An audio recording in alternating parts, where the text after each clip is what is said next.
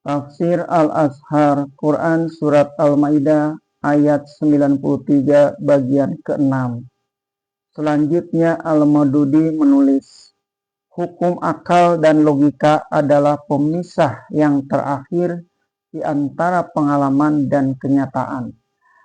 Dengan demikian, kenyataan yang timbul dari pengalaman yang timbul dari kedua kejadian ini tidaklah mungkin lagi buat dikatakan dusta ataupun ditolak. Sekarang di hadapan mata kita telah terdapat dua pengalaman dan percobaan.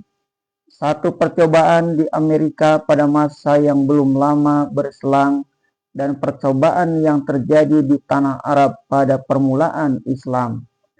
Perbedaan di antara kedua percobaan itu nyata di hadapan mata. Terserah kepada kita sekarang memperbandingkan di antara keduanya. Kemudian mengambil kesimpulan lalu menjadikannya perbandingan. Di Amerika, ahli-ahli kemasyarakatan dan perbaikan masyarakat telah mengadakan propaganda besar-besaran anti alkohol bertahun-tahun lamanya. Berjuta-juta dolar dikeluarkan untuk mempropagandakan bahaya alkohol, kejahatan alkohol, bekas alkohol bagi kesehatan badan, bagi budi dan sopan santun, dan juga bagi ekonomi. Semua dalil-dalil yang dikemukakan berdasar kedokteran dan hukum-hukum logika akal yang tidak seorang pun dapat meragukan kebenarannya lagi.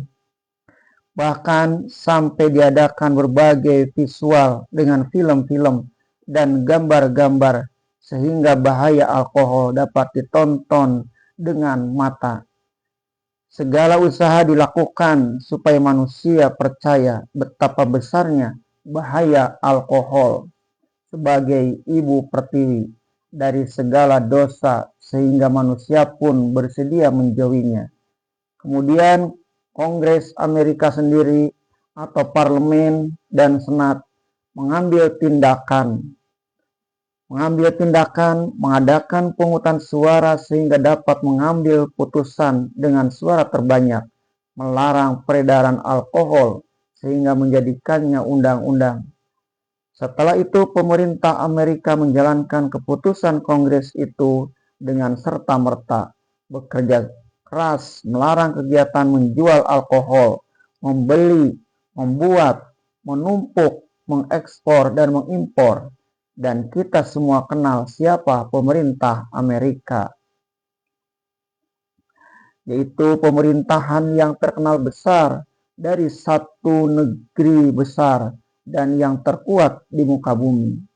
Akan tetapi sungguh pun demikian, ternyata bangsa Amerika sendiri satu bangsa yang terkenal dan pelopor dari bangsa yang maju, terpelajar dan intelek. Bangsa itu sendiri tidak sampai hati bercerai dengan alkohol. Jadi terpaksalah setelah melalui 14 tahun undang-undang alkohol dicabut dan orang terpaksa mundur ke belakang menghalalkan kembali alkohol yang tadinya telah diharamkan, membolehkan kembali yang telah dilarang. Lihat pada contoh satunya lagi, tidak seorang pun tukang propaganda dalam Islam membuat propaganda anti alkohol. Tidak sepeser pun mengeluarkan biaya untuk penyebaran ide anti alkohol, untuk radio atau iklan di surat-surat kabar. Dan tidak ada pula di negeri-negeri Islam satu panitia anti rumah minum. Soalnya hanya satu, yaitu Rasulullah Shallallahu Alaihi Wasallam yang menerangkan di muka manusia waktu itu, wahai kaumku, Allah telah mengharamkan alkohol. Setelah suara itu terdengar, seluruh umat pun menghentikan minum alkohol, yaitu umat Arab yang terkenal sangat asik dengan alkohol, melebihi asiknya orang Amerika. Kemudian tidak terdapat penelitian ilmiah atau hasil-hasil penyelidikan mendalam yang telah disetujui bersama sehingga sekarang ini untuk melarang alkohol. Serta-merta mereka mengucapkan selamat tinggal pada alkohol dan tidak kembali lagi kepadanya selama masih tetap dalam lingkungan Islam.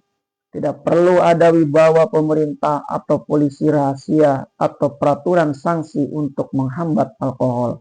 Bahkan mereka telah meninggalkan alkohol dan menjauhkan diri darinya, walaupun tak ada kekuasaan dari atas yang memaksanya meninggalkan minuman yang berbahaya itu. Apalagi pelarangan ini pun tidak bisa berubah-ubah. Tidak mungkin ada satu waktu keputusan lain untuk membatalkan keputusan yang pertama.